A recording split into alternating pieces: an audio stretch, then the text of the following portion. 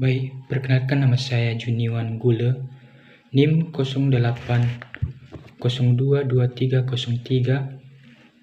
semester 2, mata kuliah Perjanjian Baru 1, dosen pengampu Ibu Erlina Waru MTH. Baik, saya menjelaskan bab 1 tentang introduksi teologi Perjanjian Baru. A. Pengertian teologi perjanjian. Pengertian teologi. Kata teologi berasal dari dua kata, yaitu theos artinya Allah dan logos artinya firman. Kata perkataan dalam arti sempitnya berarti studi mengenai Allah. B. Teologi Perjanjian Baru. Teologi Perjanjian Baru merupakan ilmu teologi yang alkitabiah dan bersifat deskriptif atau menggambarkan, yang memuat 27 kitab dalam Perjanjian Baru. 1. Fungsi dari teologi Perjanjian Baru. 2. Pendekatan dalam teologi Perjanjian Baru. C. Hubungan teologi PL dan PB. Salah satu masalah yang paling menarik dalam dunia kekristenan adalah hubungan antara Perjanjian Lama dan Perjanjian Baru.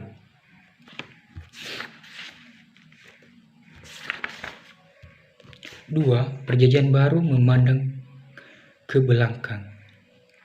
Jika Perjanjian Baru Lama memandang ke depan, maka Perjanjian Baru memandang ke belakang, yaitu kepada Perjanjian Lama dengan satu keyakinan bahwa Mesia yang diharapkan itu sudah datang hari Tuhan sudah tiba, serta pembaharuan kota kudus dan umat Tuhan akan mulai. Perjanjian Lama adalah dasar teologi dan historis penulis Perjanjian Baru.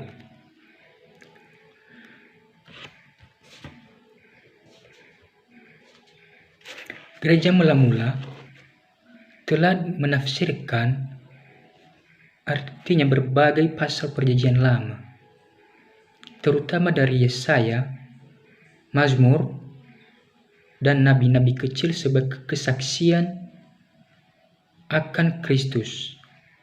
Berbagai kejadian penting yang terjadi pada masa penulis Perjanjian Baru merupakan penggenapan nubuat-nubuat dari masa silam. B. Persamaan dan perbedaan di antara penulis Perjanjian Lama dan Perjanjian Baru. Para penulis Perjanjian Baru mengenal bahwa maka kejadian-kejadian dalam Perjanjian Baru hanya dapat menjadi jelas dan terang Perjanjian Lama. Demikian juga sebaliknya. Para penulis Perjanjian Baru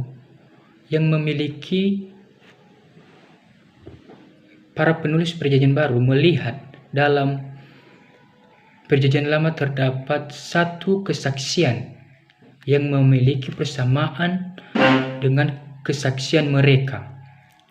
Para penulis Perjanjian Baru artinya melihat Perjanjian Lama sebagai saksi yang mendahului kejadian itu sendiri dalam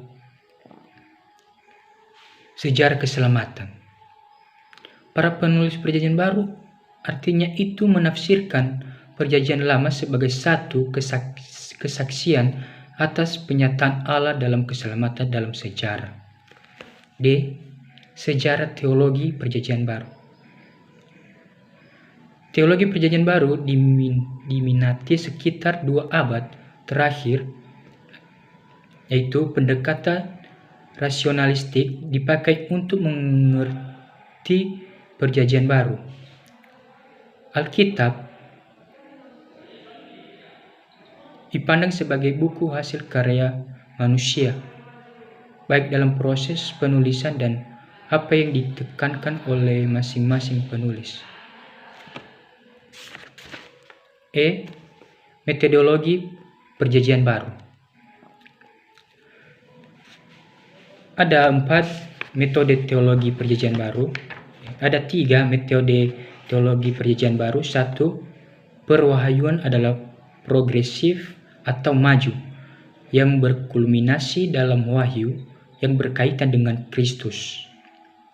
Teologi Perjanjian Baru harus berusaha menggambarkan tentang kulminasi doktrin-doktrin berkaitan dengan Kristus dan penebusan.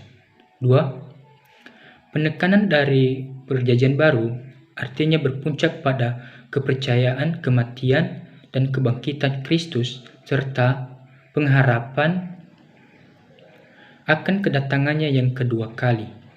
Teologi Perjanjian Baru harus berfokus pada doktrin-doktrin ini yang berasal dari berbagai penulis Perjanjian Baru.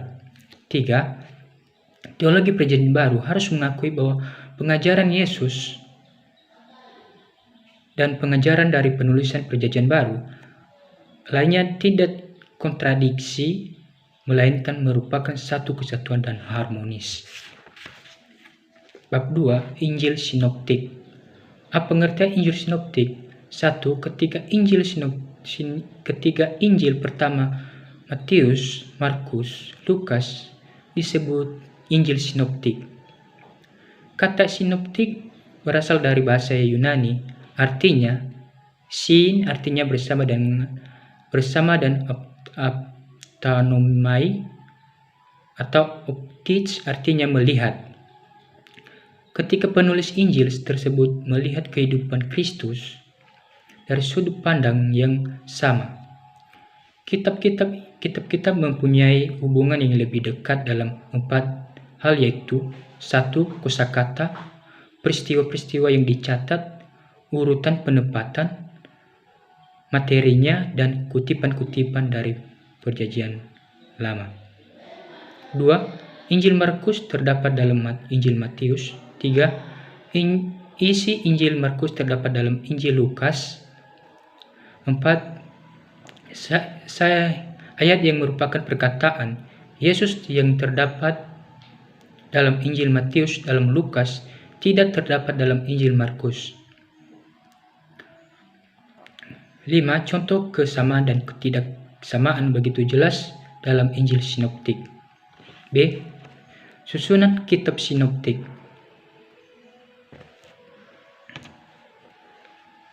Kitab Injil dalam Perjanjian Baru dalam garis rencana Allah, Matius ditempatkan bukan karena ditulis lebih dulu dari Injil yang lain. C. Problem sinoptik. Problem sinoptik ada terbagi 6, yaitu teori tradisi lisan, teori saling bergantung, 3. Teori Injil primitif, 4. Teori fragmen, 5. Teori dokumen, 6. Teori 4 dokumen.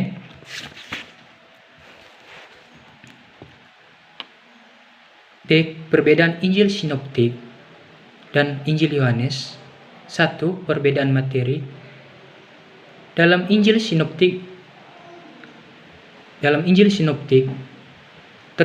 terdapat banyak perumpamaan, sementara Injil Yohanes tidak ada pengajaran berupa perumpamaan. 2. Perbedaan penekanan.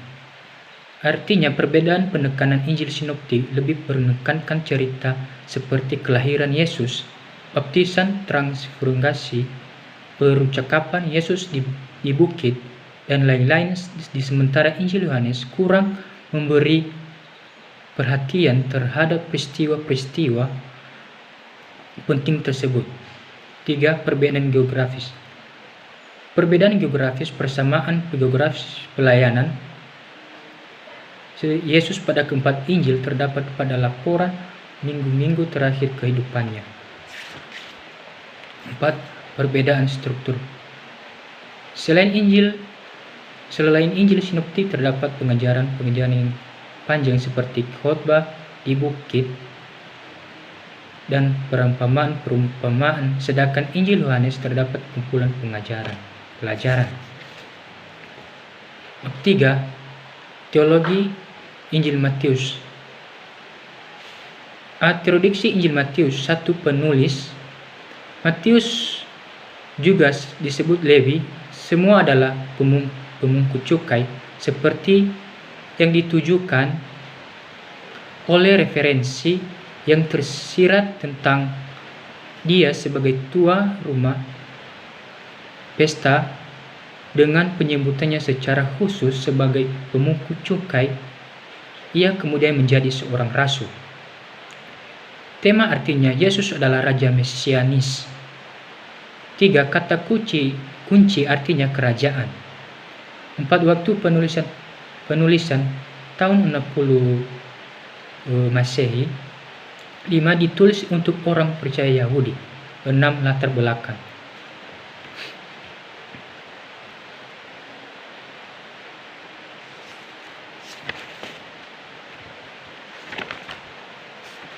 Tujuan penulisan.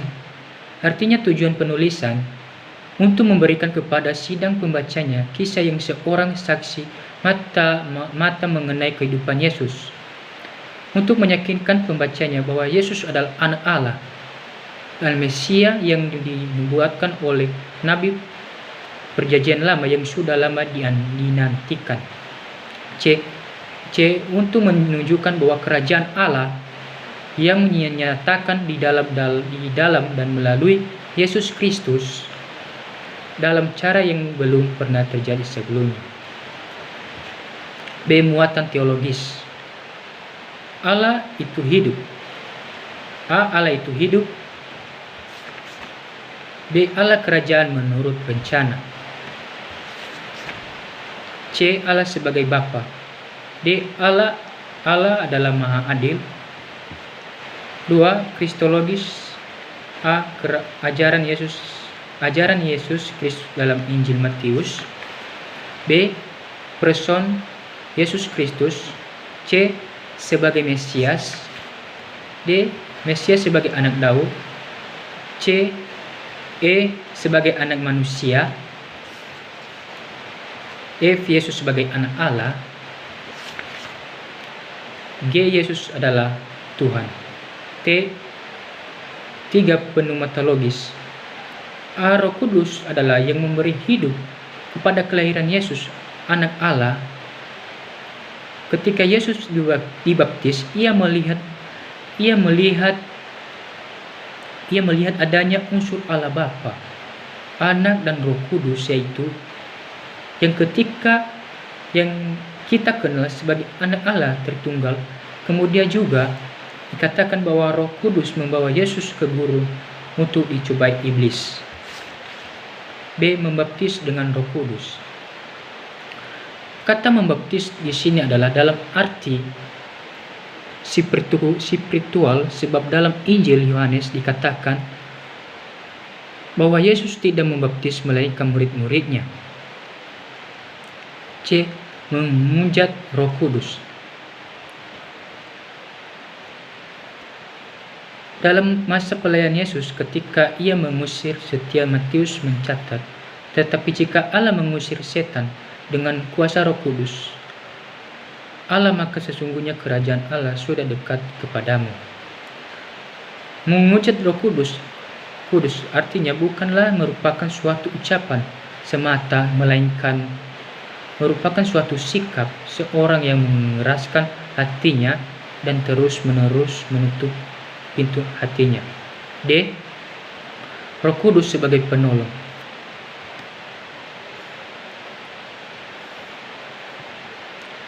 Aku akan meminta kepada Bapa dan ia akan memberikan kepadamu seorang penolong yang lain, supaya ia menyertai kamu selama-lamanya, yaitu Roh kebenaran. Kunci kerajaan Allah adalah kunci yang mengantar orang masuk ke dalam kerajaan Allah, yaitu melalui pengajaran dan penginjilan dan berita pengampunan. Baik, terima kasih. Itu aja penjelasan saya. Sekian dan terima kasih. Shalom.